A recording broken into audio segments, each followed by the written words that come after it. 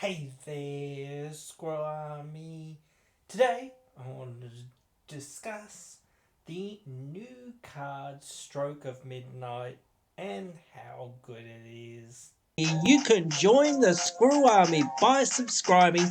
Alrighty, so if you're not aware, there's this new card in the set. 3 mana instant, destroys a non land permanent, leaves the controller with a 1/1 human token. So that's pretty good.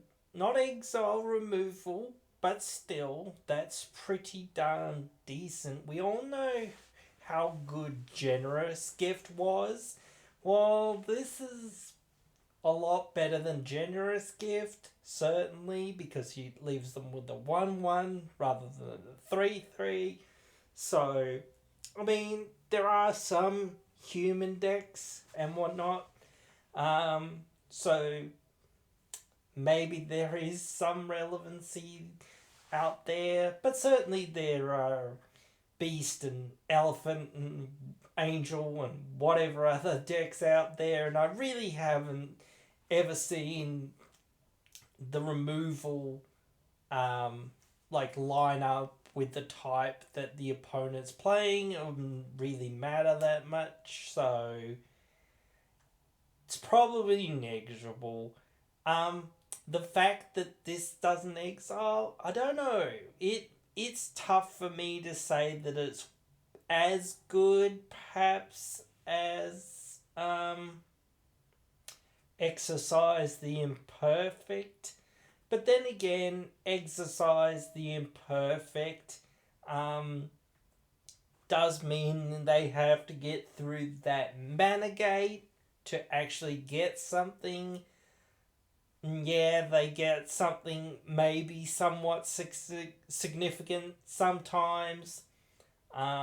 So that is, somewhat relevant. So that is on my mind to think that maybe I could get rid of that in some of my decks to swap this in for, because again, yes, exiling stuff is very nice, but even like exiling them something of an opponent's and leaving them with a clue, not the biggest thing that you want to do, but like again, not the worst. Sometimes you have to let them draw a card or have some upside of some sort to kind of balance these cards out.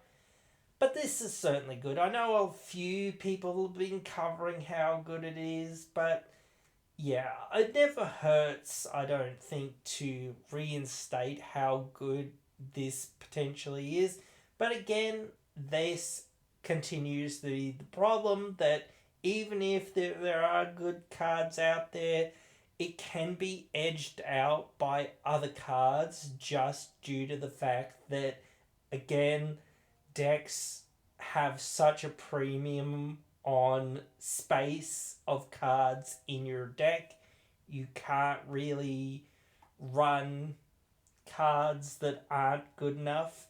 And the thing about destroying a non land permanent is that I've sort of thought to is effectively the best two permanents are artifact and enchantment. Like, if you think about the hierarchy, it's creatures, then artifacts, and probably enchantments.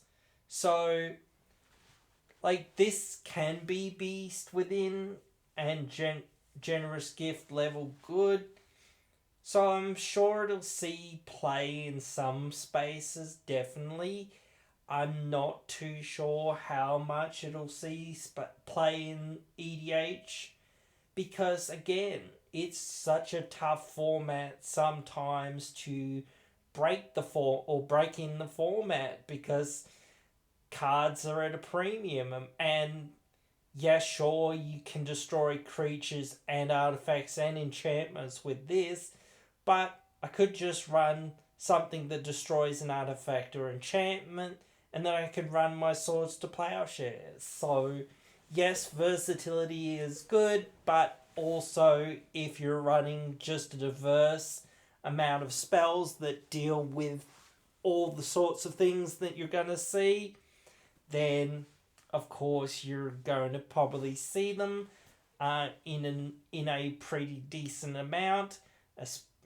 So if you run 3 and 3 or 4 and 4 of each, 4 artifact and enchantment destroyers and 4 creature removal sort of spells. And even saying that, again, 1 for 1 removal isn't that amazing in our format. You really only want to remove things 1 for 1 if somebody's going to kill you with it or if they're going to win the game with it. You don't just want to, snipe some random thing that doesn't really matter. Yeah, you can, like early game maybe, and sort of stifle someone out of the game to a degree, but yeah, that's not really where you want to be, I don't think. And yeah, I don't know whether that it can be worth it to sort of take a player out to a degree, but I think that's pretty darn rude, honestly. But still, it can be done, I guess. But still, I think the value in it is like saving you from losing the game or stopping somebody from winning the game. Because if you turn around 5 turns later and then be like, oh shit, Steve over here is about to win. Oh shit, I haven't gotten any answers. I really wish I had that stroke of midnight I used on that player on turn 3 or whatever it was. And they basically didn't play the game, but still, now I really need it and I can't do anything. And what's that? I just lost. So, like, yeah, sure, you made someone else lose sort of quicker than you did. Well done. You just lost the game right there. Like, again, and I get, like, winning the game and losing the game isn't the be all and end all, but when you're looking at it at a strategic level, yeah, you can sort of say, oh, well, I didn't come last, but you didn't win. So it would have been a better play to sit there and hold on to this and then go, cool, this person isn't a real threat to me. Okay, I'll wait and see, continue to wait and see. Is this person winning the game? What is this person doing? Etc., etc., etc. And then make those judgments. Is this person winning? Okay, cool, they are winning off of this thing. Okay, cool. Stop them from doing that. Okay, cool. Now I've got the chance for me to win the game. So, yeah, you'll win the game more eventually when you do it that way. But anyway, those are my thoughts so far on this spell. It's pretty decent. I'm not sure on it, but I am considering it. In fact, I am considering taking some of the spells I do have out of some decks that are like this. Because again, as I sort of said, the hierarchy is creatures, artifacts, and enchantments. So maybe I'll just move to not having such a broad answer sometimes and having more specific answers overall. So I'm still thinking, but you guys can tell me what you guys think of this one. Write your thoughts down there in the comments below. Hope you will join me in again in another one.